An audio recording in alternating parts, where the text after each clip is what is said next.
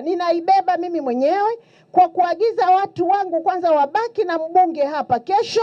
Baada ya hapo waniletee tuone tunakwenda njia gani. Mwaka 1967 tarehe 23 ya Juni, familia ya mzee Joakim Mhagama walipata furaha ya kumpata binti yao ambaye alipewa jina la Jenista.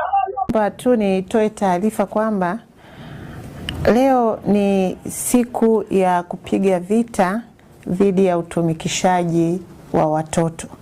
Haya ni maadhimisho ambayo yanafanyika katika ambaye kwa kipindi chote hiki amewahi kuwa na nyadhifa mbalimbali nchini Tanzania kwenye serikali ya Jamhuri ya Muungano wa Tanzania, huku akiwa amefariki wakati ni mbunge wa jimbo la Peramiho katika bunge la Jamhuri ya Muungano wa Tanzania kupitia Chama cha Mapinduzi, yani CCM.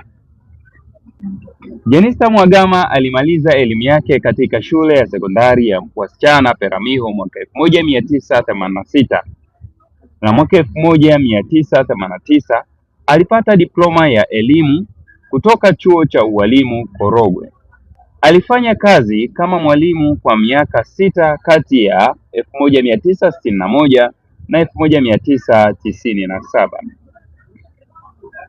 Jenista Mhagama alianza kujihusisha na CCM mwaka 1987 na kuhudumu katika nyadhifa mbalimbali zikiwemo za tawi la vijana na wanawake wa chama hicho. Aliteuliwa kwa mara ya kwanza katika bunge kuwa mbunge wa kiti maalum kilichotengwa kwa ajili ya wanawake mwaka 2000. Mwaka 2005 alimshinda aliyekuwa waziri wa fedha Simon Mbilinyi katika mchujo wa haki ya kuiwakilisha CCM katika uchaguzi ujao wa jimbo la Peramiho.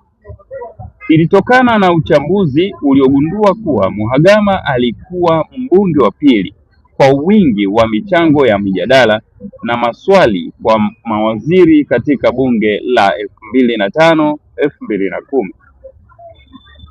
Mhagama alikuwa naibu waziri wa elimu na mafunzo ya ufundi katika utawala wa Rais Jakaya Mrisho Kikwete kati ya Januari 2014 na Januari 2015.